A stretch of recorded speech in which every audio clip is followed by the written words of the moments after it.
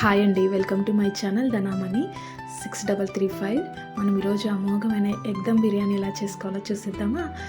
4 eggs తీసుకొని ఉడకబెట్టుకొని పక్కన పెట్టేసుకోవాలి. బిర్యానీ అంటేనే ఫ్రైడ్ ఆనియన్స్ అవి కూడా చేసేసుకొని పక్కన పెట్టేసుకోవాలి.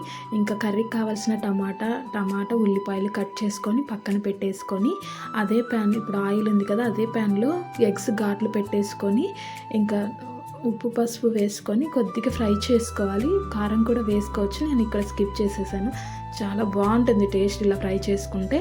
ఇంకా ఆయిల్ ఉంది కదా, అదే ప్యాన్లో కొద్దిగా కరివేపాకు ఉల్లిపాయలు వేసుకొని కొద్దిగా ఫ్రై చేసేసుకొని టమాటా వేసి మగ్గించుకొని కొద్దిసేపు ఇంకా అల్లం వెల్లుల్లి పేస్ట్ వేసుకొని కొద్దిసేపు మగ్గిన తర్వాత ఉప్పు పసుపు కారం ధనియాల పొడి వేసుకొని కొద్దిగా పచ్చివాసన పోయేంత వరకు మగ్గించుకొని ఇంకా ఫ్రైడ్ ఆనియన్స్ ఉన్నాయి కదా అవి కొన్ని వేసుకోవాలి. తర్వాత గరం మసాలా వేసుకొని ఇంకా కొద్దిగా వాటర్ వేసుకోవాలి. నేను ఇక్కడ స్కిప్ అయింది వాటర్ వేసేది.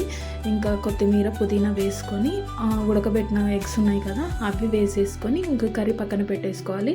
ఇంకా రైస్ పెట్టేసుకుందాం. ఇప్పుడు రైస్ నేను 2 గ్లాసులు తీసుకున్నాను. కొద్దిగా వాటర్ ఒక 6 గ్లాసుల వాటర్ వేసుకొని ఇంకా హోల్ గరం మసాలా ఉంటుంది కదా అవి వేసుకొని పుదీనా కొత్తిమీర వేసుకొని కొద్దిగా ఆయిల్ వేసుకోవాలి. కొద్దిగా నీళ్లు మరిగిన తర్వాత రైస్ వేసేసుకోవాలి. నానబెట్టిన రైస్ వేసుకొని అవి 70% మాత్రమే ఉడకనివ్వాలి. ఎక్కువ ఉడకనిస్తే చాలా మెత్తగా అయిపోతుంది బిర్యానీ, ఏం బాగోదు. ఇప్పుడు దమ్ పెట్టుకోవాలి. దమ్ పెట్టుకోవడానికి వేరే బాండి తీసుకొని దాంట్లో కొద్దిగా కర్రీ వేసుకొని ఫ్రైడ్ ఆనియన్స్ కొత్తిమీర పుదీనా వేసుకొని పైన లేయర్ వేసుకోవాలి. రైస్ లేయర్ వేసుకున్న తర్వాత మళ్ళీ కర్రీ వేసుకోవాలి. కొద్దిగా కర్రీ వేసుకొని ఫ్రైడ్ ఆనియన్స్ పుదీనా కొత్తిమీర వేసుకోవాలి. మళ్ళీ పైన రైస్ లేయర్ వేసుకొని పైన ఇంకా ఫ్రైడ్ ఆనియన్స్ కొత్తిమీర పుదీనా వేసుకొని పైన కట్ చేసుకొని ఎగ్స్ పెట్టాలి. చాలా అంటే చాలా బాగుంటుంది ఇలా. ఇంకా ఒక 5 మినిట్స్ దమ్ పెట్టుకోవాలి. అది బాండి అలాగే డైరెక్ట్ గ్యాస్ మీద పెట్టేసి మాడిపోతుంది అనమాట. నేనైతే ఇక్కడ ప్యాన్ పెట్టుకొని దానిపైన దమ్ పెట్టేశాను.